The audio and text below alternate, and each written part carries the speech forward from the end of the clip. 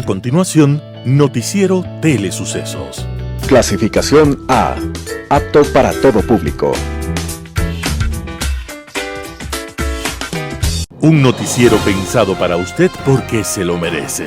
Nos acercamos a la realidad desde diferentes perspectivas. Noticiero Telesucesos. Primera parte del Noticiero Telesucesos con las noticias más importantes del día.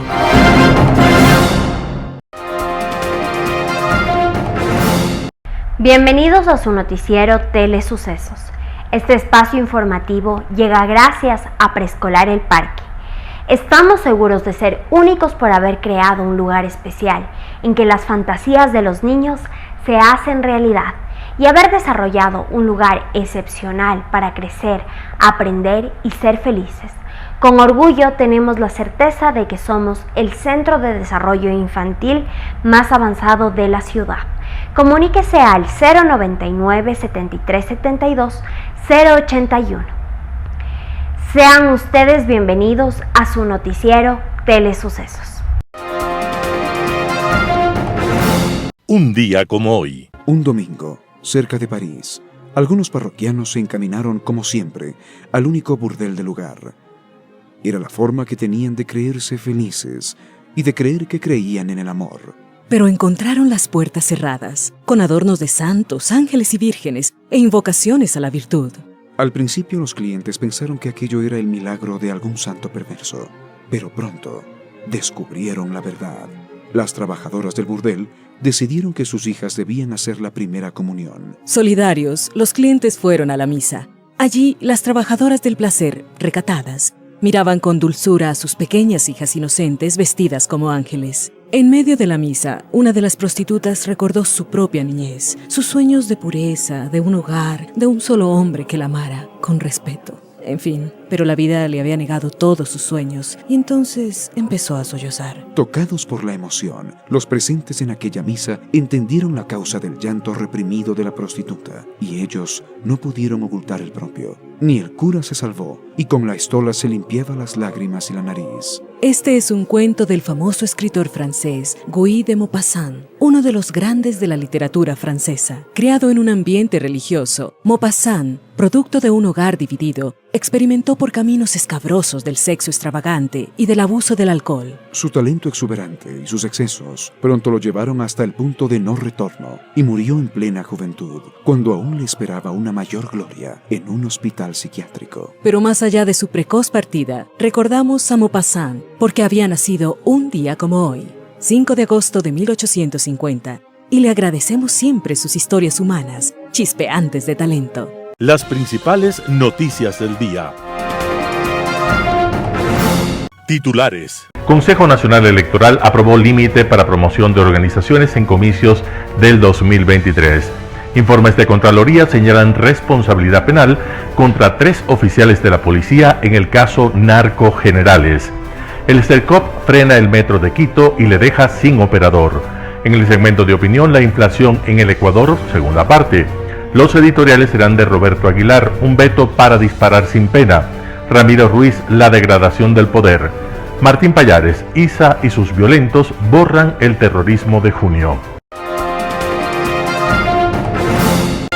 Noticias del día.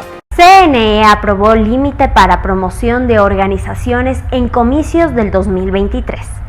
El Pleno del Consejo Nacional Electoral, CNE, aprobó la tarde del 4 de agosto del 2022 el límite máximo del gasto electoral para las elecciones seccionales 2023. El límite de gasto electoral es el monto máximo establecido para que las organizaciones políticas realicen actividades de promoción. Esto no incluye la contratación de publicidad en prensa, radio, televisión y vallas publicitarias. El organismo electoral recordó que el cálculo del límite se establece con base en el número de electores y en lo determinado en el artículo 209 del Código de la Democracia. Así, por ejemplo, el límite máximo de gasto electoral para la dignidad de prefectura y viceprefectura en Guayas asciende a $956.070,90. En Pichincha, $699.819,30. En Azuay, a $190.515,30. Y en Manabí, a $382.704. Mientras que el límite máximo de gasto electoral para los postulantes a la alcaldía en Guayaquil es de $800.236,80, en Quito $805.470, en Cuenca $179.420,80 y en Manta $84.369,20. Según el CNE, en su página web publicará el detalle del gasto electoral para las dignidades del resto del país.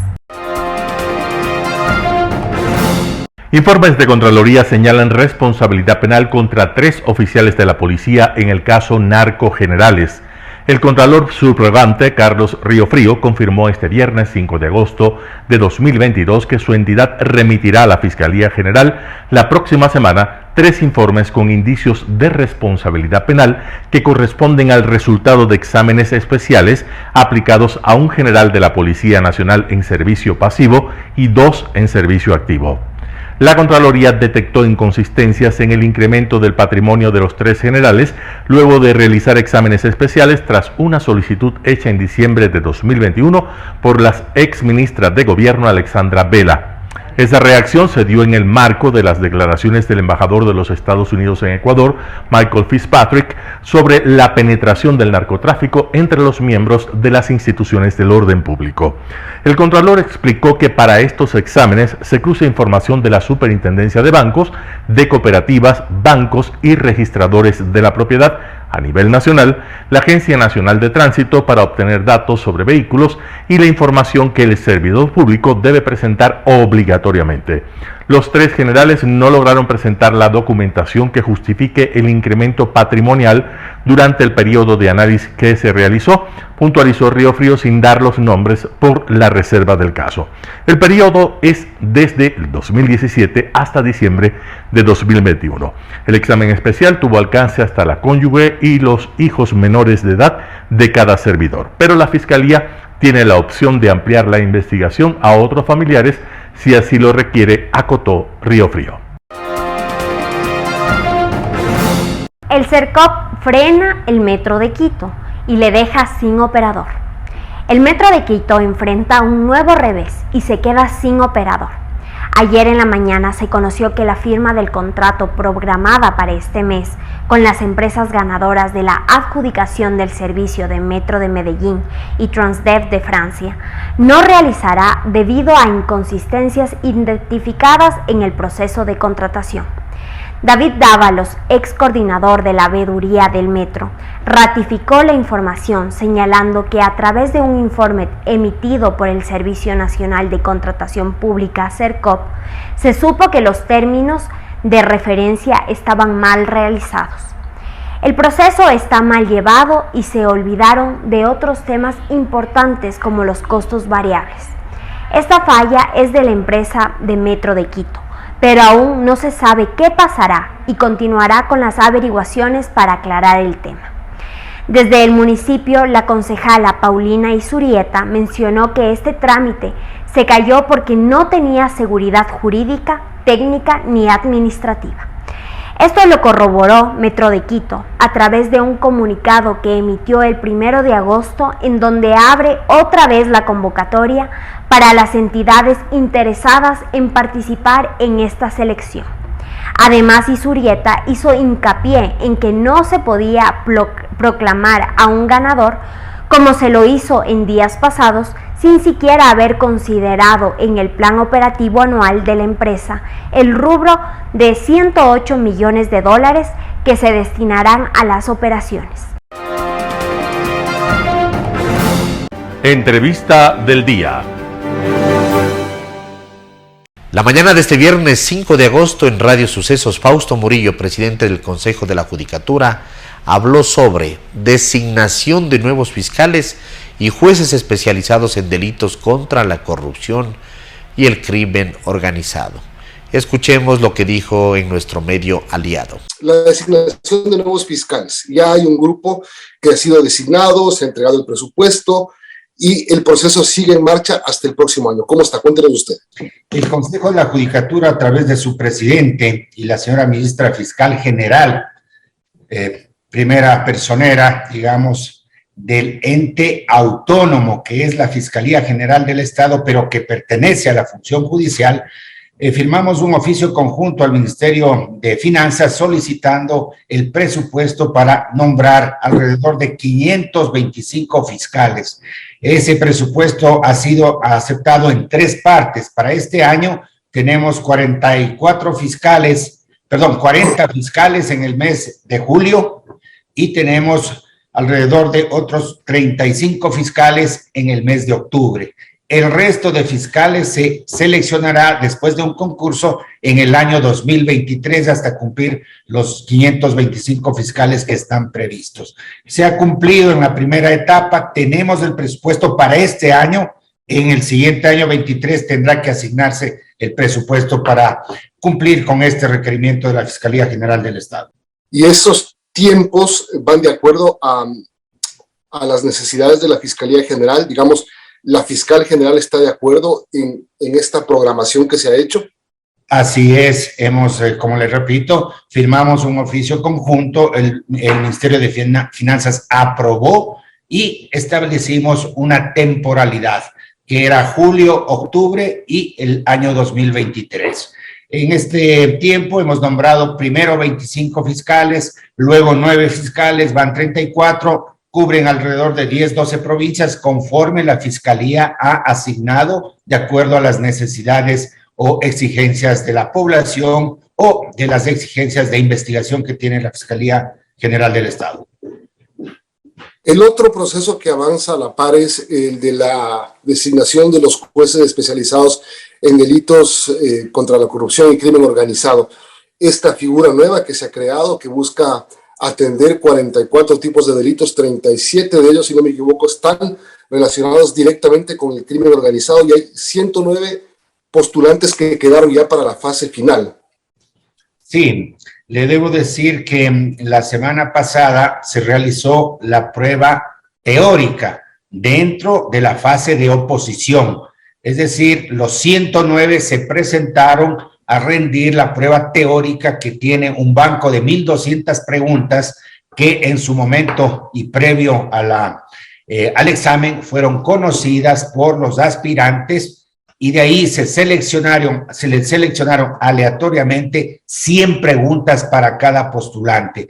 El sistema con una computadora para cada postulante lo que le presentaba es la pregunta con 4 opciones y el postulante tenía que seleccionar la que considera la verdadera, la respuesta correcta. En ese sentido, se presentaron todos, se han tenido los resultados, se abrió una fase de recalificación y hoy por hoy estamos por notificar el resultado definitivo de la prueba teórica. Quienes superen ese valor, digamos, esta fase, pasan a la fase de la prueba práctica, que será la próxima semana, si mal no recuerdo la fecha. Y de ahí saldrán los que hayan superado 80 mínimos sobre 100. ¿Cuántos van a ser elegidos al final? ¿Cuántos nuevos jueces tendremos?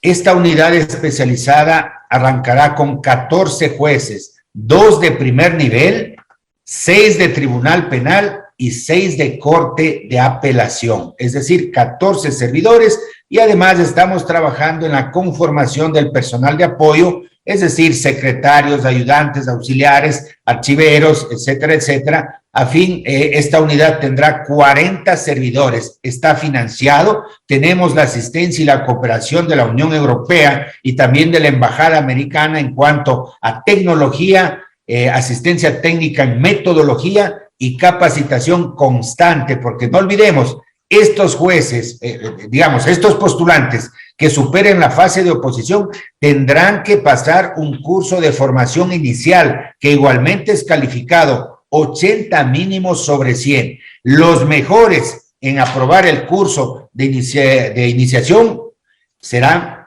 nombrados jueces de primer nivel, de Tribunal Penal y de Corte Provincial. Son 14 jueces. ¿Cómo los van a distribuir en el país? ¿A dónde van a funcionar sus oficinas? ¿Dónde van a despachar ellos?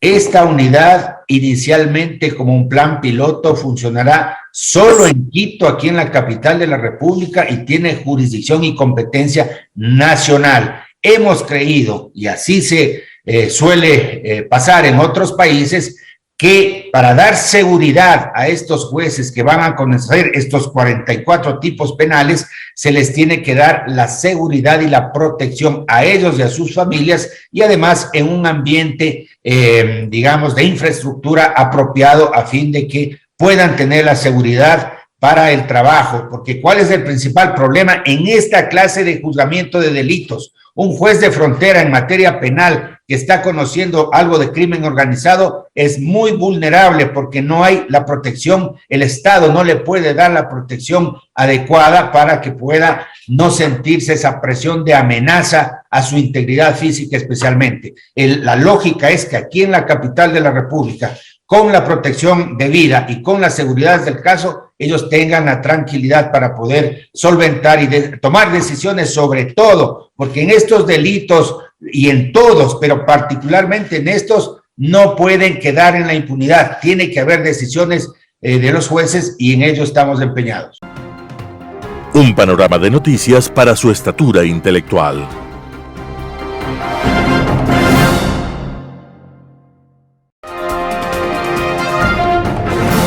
Opinión. Estimados amigos y amigas, gracias por estar con nosotros en este programa de Telesucesos.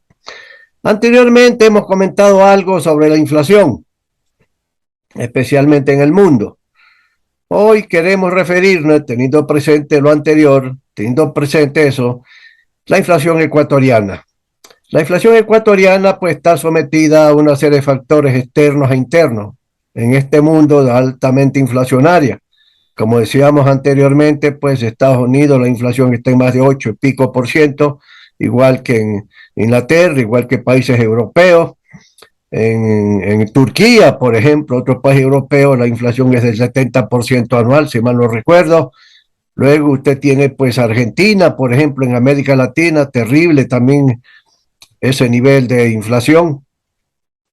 Y naturalmente que la pandemia es causante de una serie de problemas en la estructura productiva de los países del mundo, igual que de Ecuador, y de la estructura de precios también. Pero el año 21 comenzó el mundo a recuperarse igual que Ecuador. Ecuador creció al 4.2% anual según estimaciones del Banco Central el año pasado 2021. Y eso permitió, digamos, un empuje de la demanda en el caso ecuatoriano, que los empresarios no estaban preparados para expandir la oferta de una serie de productos, especialmente lo que es alimentos, por ejemplo, ¿sí? Y entonces lo que aconteció es que los precios comenzaron a subir.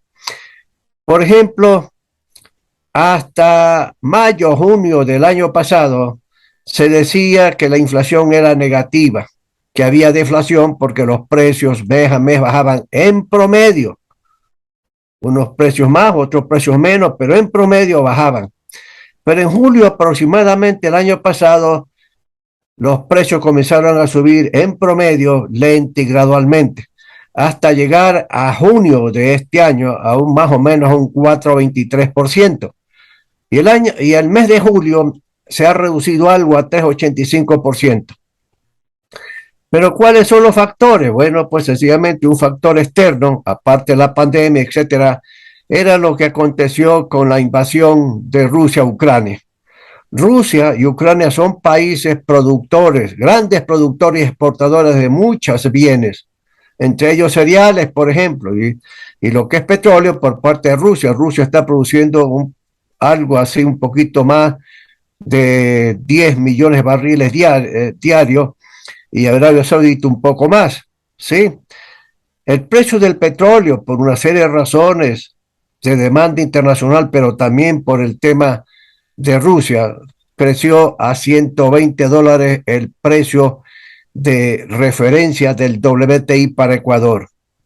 Estados Unidos y Europa, frente a la invasión de Rusia a Turquía, decidieron junto con otros países sencillamente hacer un conjunto de medidas e implementarlas de tipo económico y financiero para darle un mensaje concreto al gobernante ruso que tiene que retirarse del territorio de Ucrania. No obstante todo eso, no obstante la implementación de esas medidas económicas y financieras, sencillamente pues el presidente ruso decidió seguir en una parte del territorio de Ucrania. Y entonces se comenzó a pensar de que era necesario dejar de comprar petróleo a Rusia por parte de Estados Unidos y otros países. Y comenzó a implementarse la medida, lo que significó sencillamente que la exportación de petróleo se redujo frente a la demanda y los precios se fueron hacia arriba, como decía, hasta $120 o más el WTI, que es el precio referencial para Ecuador. Y naturalmente, en función de todos los derivados que salen del petróleo, de todos los bienes que salen del petróleo, como gasolina, como diésel, se treparon inmensamente. Y usted tiene que en varias ciudades de Estados Unidos el precio del galón de gasolina va a $6, $7. En México, por ejemplo, América Latina, en México, que se vende el galón, no se vende por galones, sino por litros, y el galón tiene cerca de 4 litros, a más de $1 el litro de gasolina extra, no la super, sino la extra. Eso implica más de $4 el galón.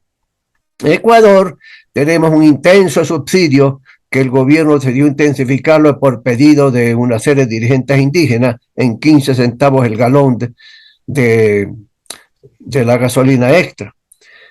Entonces, esto ha permitido, este hecho de conflicto bélico, ha permitido sencillamente que suban una serie de precios producto del petróleo en esa forma. Pero aparte de eso, es el gas también. Y para Europa el gas es importantísimo, amigo. Alemania, por ejemplo, dependía el 40% de sus importaciones de gas venían de Rusia. Y Rusia comenzó a cortar el suministro de gas y el precio del gas se ha ido por los cielos también, y no solamente en Alemania, sino en todas partes del mundo. Pero la industria o el petróleo, la industria petrolera alimenta como materia prima a la industria petroquímica. Ecuador no tiene industria petroquímica y esa industria petroquímica produce una serie de productos que Ecuador no produce.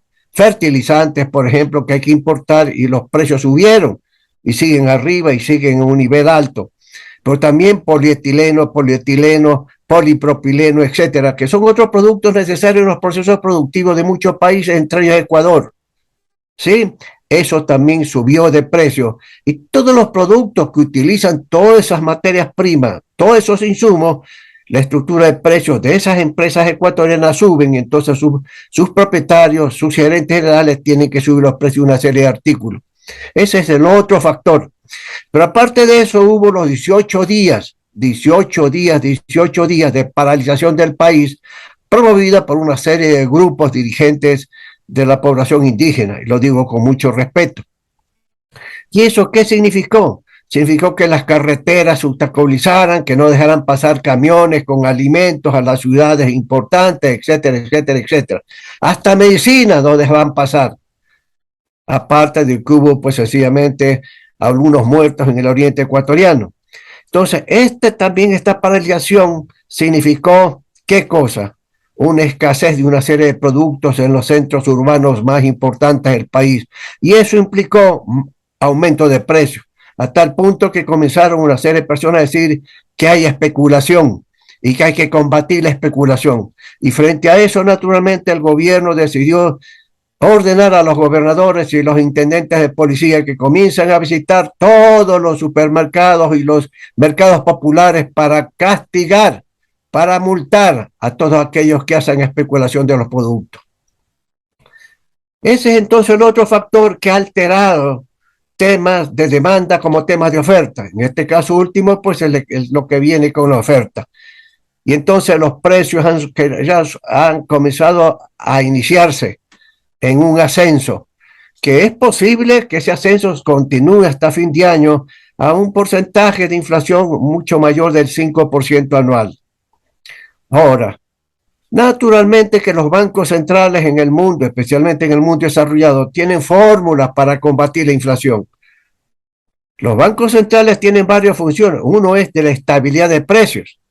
Y hay otras funciones, pero en materia de estabilidad de precios, cuando los bancos centrales ven que la meta que tienen para permitir la inflación en un país suba de 2 o 3% como máximo, entran a tomar acciones. En los países desarrollados, especialmente en Estados Unidos y en Europa, los bancos centrales pensaron que este proceso inflacionario iba a ser muy temporal y que por lo tanto no había que tomar decisiones. Pero ya se convencieron de que irremediablemente hay que neutralizar la inflación que ha crecido y amenaza con salirse del control en el mundo. Y entonces los bancos centrales han comenzado a subir la tasa de interés poco a poco, gradualmente, porque hay que tener cuidado, porque un momento dado no se tiene cuidado, ese aumento en la tasa de interés puede provocar, ha sido en la historia reciente sobre este problema, provoca recesión. Es decir, contracción negativa del PIB por 2 trimestres consecutivos. Y eso provoca desempleo, desocupación. En Ecuador no sabemos, alguna vez dijimos, si el Banco Central tiene metas en esta materia. Pero la inflación lo que hace es erosionar los salarios nominales de los trabajadores ecuatorianos. Y aquí ya comienza a haber sencillamente pedidos de que aumentar sueldos y salarios. Y en diciembre estamos seguros que el gobierno, a través del comité correspondiente, que están representantes de los trabajadores, representantes de los empresarios, y el gobierno va a subir nuevamente. Y ya el presidente dijo alguna vez que ese salario mínimo que tiene que subirlo en su periodo a $500, $25 por año. Es posible que a lo mejor la presión que se venga es que se suba mucho más. Y eso naturalmente es complicado, porque cuando se aumentan sueldos y salarios sin considerar los niveles de productividad, hay complicaciones en la economía. Pero estos son una serie de factores, estimados amigos, sencillamente que están incidiendo tanto problemas de oferta como problemas de demanda. Y los bancos centrales y el Banco Central de Ecuador también tienen que tener presente que hay que luchar por la estabilidad de precios,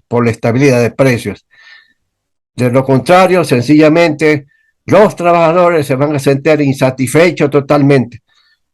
Es conveniente tener inflaciones bajas del 2% porque eso aplica, y discúlpeme la expresión, como una especie de aceite a todo el proceso económico y financiero de un país. Pero, queridos amigos, sencillamente hay que saber y hay que preguntarle al Banco Central si está satisfecho con que la inflación ecuatoriana comience a ascender. En junio a 4.23, ha bajado a 3.85, pero con la tendencia de ir subiendo. En las mesas de diálogo entre representantes respetables de los indígenas y sencillamente el gobierno nacional, a alguien se le ha sugerido para que combatir la inflación y la especulación hay que sencillamente ir al control de precios. Una cosa es la especulación de corto plazo, que se produce por la escasez de productos y una serie de gente aprovecha para el momento para sencillamente subir los precios sin razón alguna. Pero esa especulación no inicia y se termina pues en 365 días del año. No hay una especulación diaria hasta el infinito. Esa especulación, vuelvo a decir, a manifestarles que es de tipo temporal. Pero los gobiernos en el pasado también, igual que el gobierno del presidente actual, ha decidido visitar por parte de los inspectores todos los mercados populares y supermercados para chequear y supervisar que nadie especule especialmente con los alimentos. Y a propósito, mi amigo, el rubro de alimentos en el Ecuador ha subido aproximadamente en como 7,5%. Alimentos, el grupo de alimentos, igual que de transportes. En todo caso, hay que tener cuidado a medida que avanza el proceso inflacionario ecuatoriano, que en comparación con América Latina, naturalmente, como dicen muchos analistas y economistas, por supuesto es bajo, porque Colombia, Perú, etcétera, y otras serie de países que tienen inflaciones mayores que Ecuador. Pero eso no nos puede dejar contentos. ¿Por qué? Porque la desventaja es los salarios.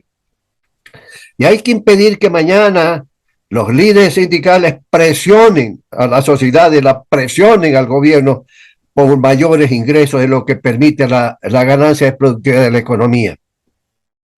Amigos y amigos, hay que insistir en que hay que preguntarle al Banco Central si tiene objetivos o no objetivos en esta materia, a los fines de saber si el Banco Central va a hacer algo o no va a hacer algo. Pero el control de precios en forma de política de Estado es un error terrible, y eso lo vamos a ver la próxima semana. Gracias, mis amigos, por estar con nosotros. Hasta la próxima semana. Editorial. Un veto para disparar sin pena. Roberto Aguilar, El Expreso. Al presidente Guillermo Lasso se le fue la mano. Sus objeciones al proyecto de ley sobre el uso legítimo de la fuerza, que este jueves llegaron al Pleno de la Asamblea, son tan reñidas con los estándares internacionales de derechos humanos y con la jurisprudencia de la Corte Constitucional que ni sus propios legisladores se sienten cómodos con ellas.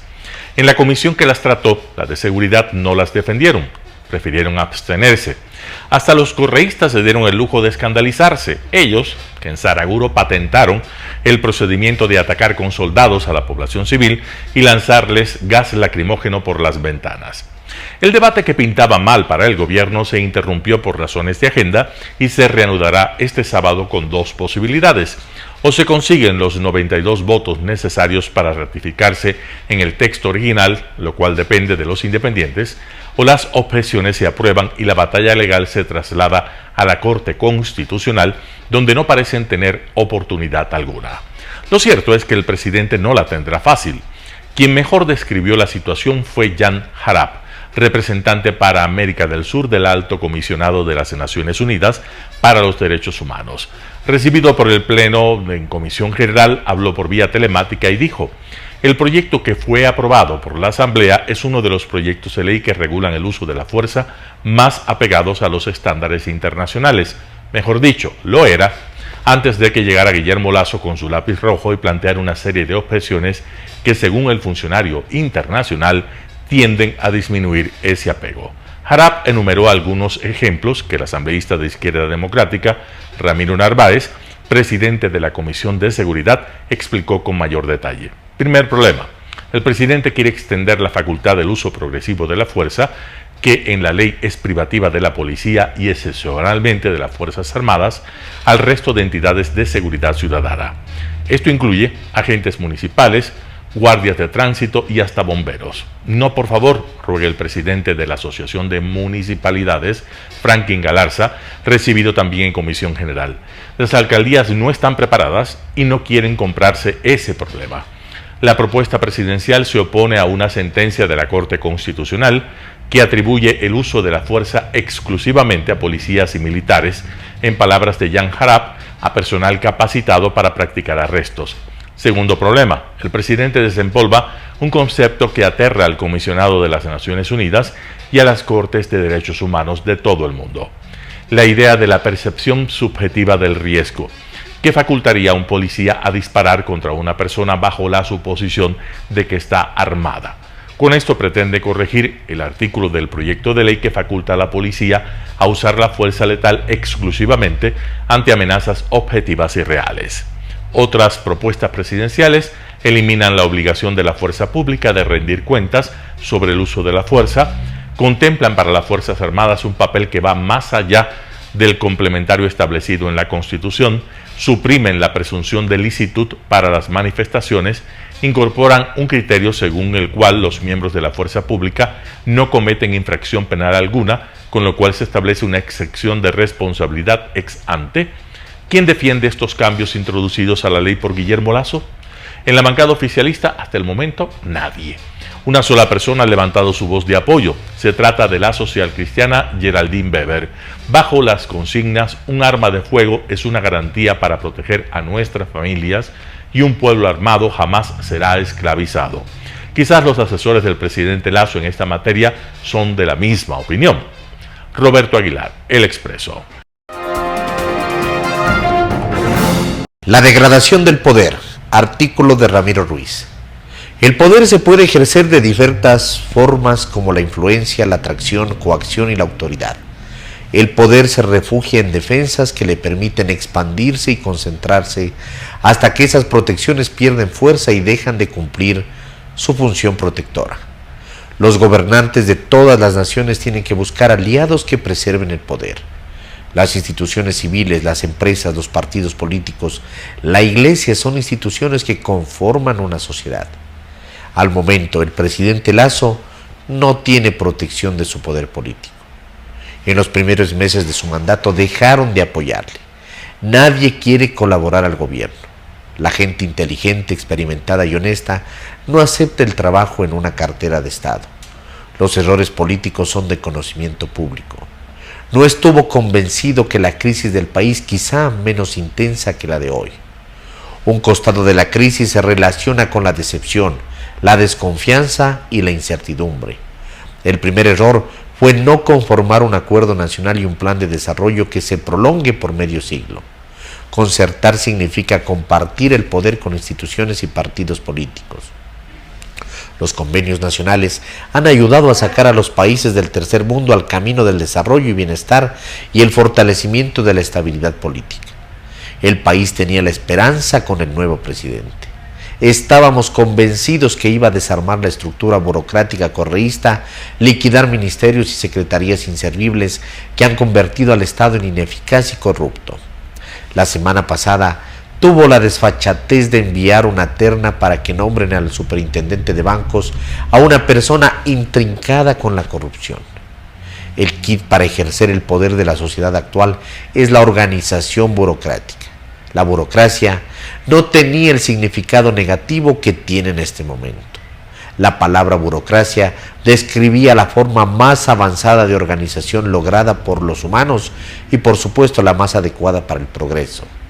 Representa puestos de trabajo específicos, con derechos, obligaciones, responsabilidades, límites de autoridad detallados y conocidos, además de un sistema claro de supervisión, subordinación y unidad de mando.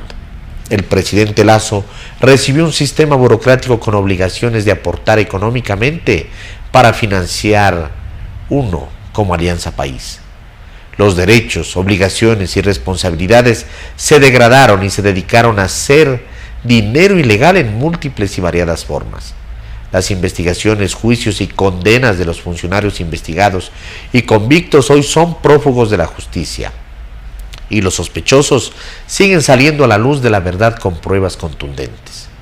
Sin embargo, las manipulaciones ilegales de algunos jueces obstruyen la justicia.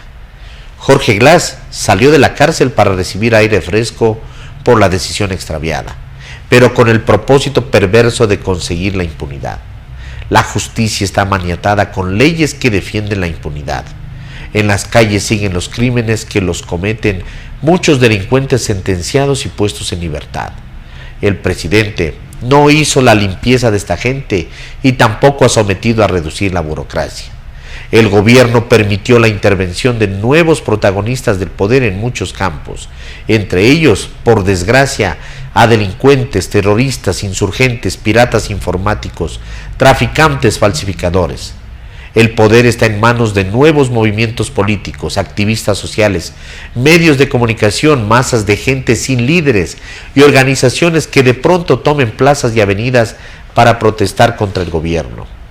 Se unen también personajes carismáticos que aparecen de la nada y logran entusiasmar a miles de seguidores. No todos son respetables y dignos de enaltecimiento, pero todos ayudan a la degradación del poder. Estos son los micropoderes que han encontrado formas de socavar, acorralar o desmontar el poder y la autoridad del gobierno. La desvinculación de la capacidad de usar el poder con eficacia y el control de una burocracia está transformando al país en un territorio de ciudadanos desilusionados y desconfiados.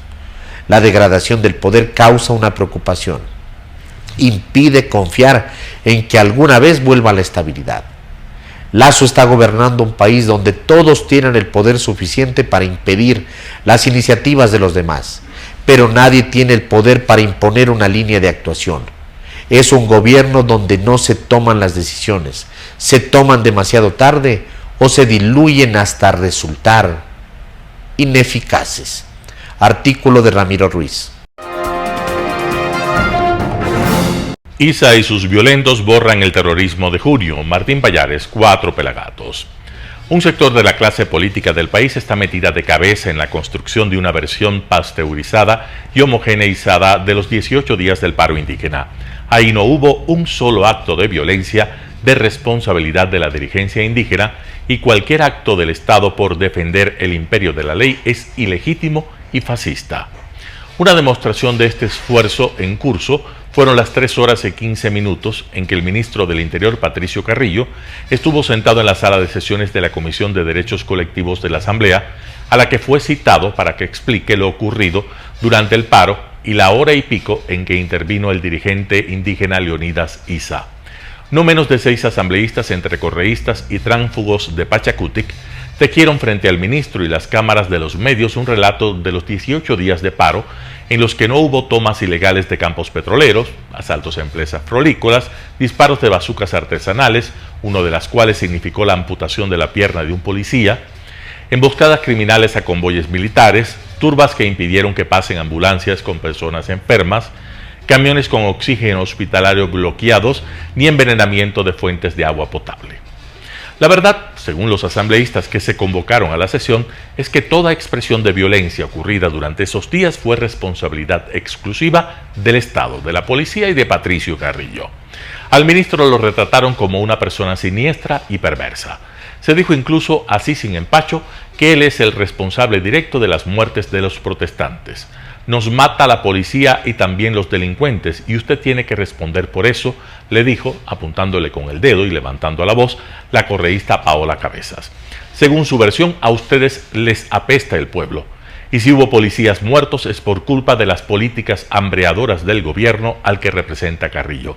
E incluso afirmó que si hubo alguna vez algo de violencia en contra de los policías, los responsables fueron los mismos policías. Ustedes, por sus decisiones políticas, son responsables de la muerte de los policías. Patricia Sánchez, disidente incendiaria de Pachacutic, también lo acusó. Usted ordenó matar en octubre de 2019 y en junio de 2022. En la narrativa que montaron los asambleístas durante la sesión, no solo se puso cuidado en no mencionar ningún acto violento de los protestantes, sino que también se trató de borrar cualquier alusión al tema del terrorismo. Para Patricia Sánchez, por ejemplo, colocar veneno en la comida que pasaba en los camiones a las ciudades no es terrorismo, sino una forma cultural de resistencia. Terrorismo es como se maneja la Reserva Monetaria Internacional a favor de la banca. Terrorismo es coger los recursos de los gobiernos locales y el IES para fondear a los acreedores de la deuda. Terrorismo es tener a 4 millones de personas con déficit de vivienda. El concepto del fascismo también se ventiló con enorme generosidad, como si fuera una categoría de la historia política a la que se puede endilgar sin más a cualquier persona que piensa distinto.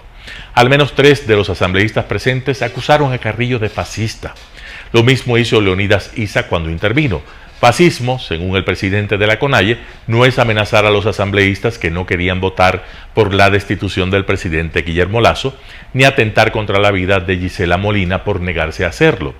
Para él, fascismo es lo que pasó cuando, luego del desalojo de la Casa de la Cultura, un grupo de policías fue festejado por la población blanca mestiza que había salido a protestar en contra de los excesos del paro. Carrillo, sin embargo, no estuvo pintado en la pared. Aunque le dieron apenas 20 minutos para contestar los ataques que le habían armado durante más de 2 horas, el ministro del Interior se dio modos para hablar de todo aquello que quisieron que se calle. ¿No hubo cierres de vías? ¿No hubo ataques a los pozos petroleros? ¿No hubo asaltos? ¿Es que acaso nada de eso sucedió? ¿Por qué no están aquí las personas que no pudieron pasar en las ambulancias que fueron bloqueadas en las carreteras? ¿Por qué no están aquí los dueños de las florícolas que fueron saqueadas? ¿Dónde está la gente que no pudo recibir atención médica por los bloqueos? A la correísta Yajaira Urrestra, que le había dicho por Zoom que él la había amenazado, Carrillo le conminó a que presente la denuncia en la fiscalía. Aquí se ha dicho que yo he ordenado matar, que he enviado a bombardear las manifestaciones.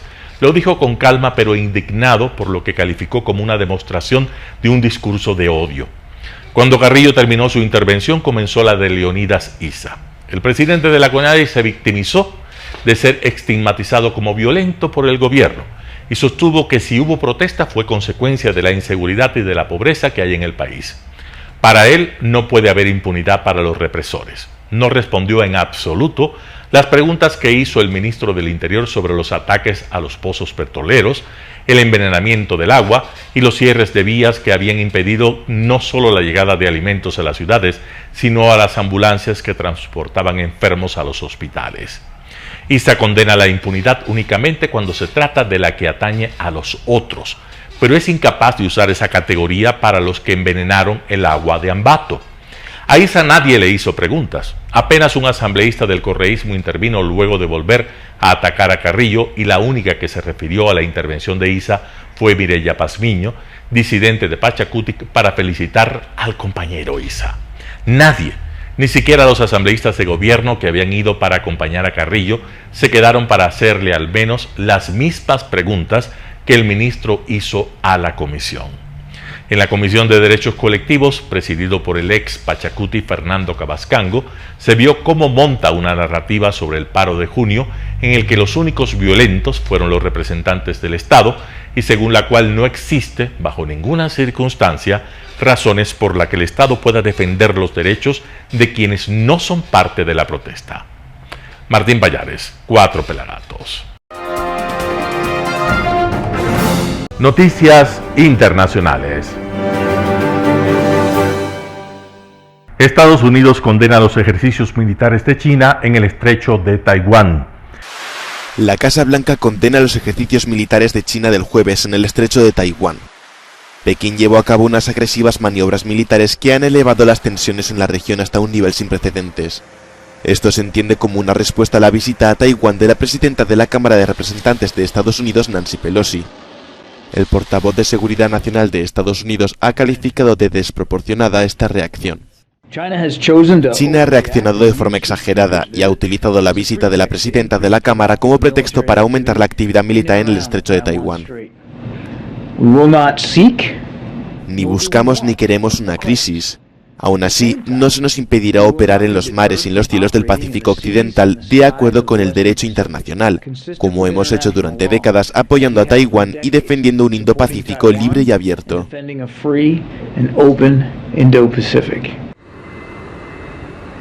El Ministerio de Defensa taiwanés afirmó en un comunicado este viernes que aviones y barcos de guerra chinos han cruzado la frontera del estrecho de Taiwán, que separa la isla del continente.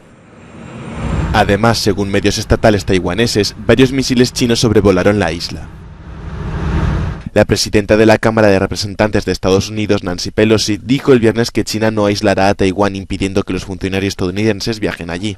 Pelosi hizo estas declaraciones en Tokio, en la última etapa de su gira por Asia, donde se reunió con el primer ministro japonés. El presidente de Ucrania acusa a Amnistía Internacional de justificar los ataques rusos. El presidente de Ucrania, Volodymyr Zelensky, rechaza rotundamente las conclusiones de Amnistía Internacional. En su último informe, la Organización por los Derechos Humanos afirmaba que Rusia y Ucrania ponían innecesariamente en peligro la vida de civiles. En el caso de Ucrania, por situar lanzaderas de cohetes y plataformas de misiles cerca de zonas residenciales. Zelensky ha desestimado dichas acusaciones la noche de este jueves en su discurso diario.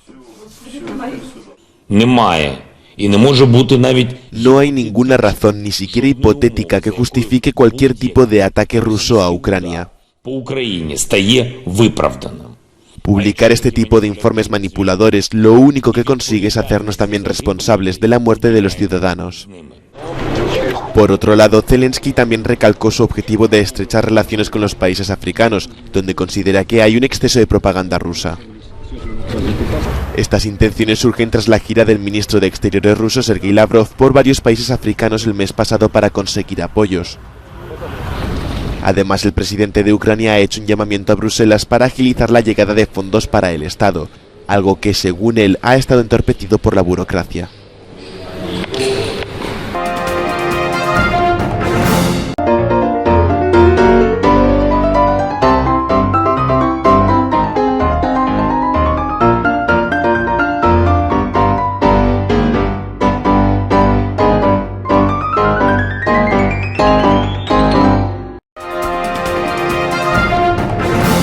Gracias por sintonizar el noticiero Telesucesos.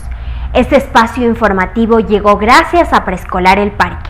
Estamos seguros de ser únicos por haber creado un lugar especial en que las fantasías de los niños se hacen realidad y haber desarrollado un lugar excepcional para crecer, aprender y ser felices. Con orgullo tenemos la certeza de que somos el centro de desarrollo infantil más avanzado de la ciudad. Comuníquese al 099 7372 081. Síganos en nuestras redes sociales: Facebook Telesucesos Quito, Instagram @telesucesos_, Twitter @telesucesos29, YouTube Telesucesos HD y en nuestra página web www.telesucesos.net. Gracias por acompañarnos. El noticiero Telesucesos es retransmitido de lunes a viernes a las 7 horas por Radio Planeta Sur 106.1 FM de la ciudad de Loja. Noticiero Telesucesos.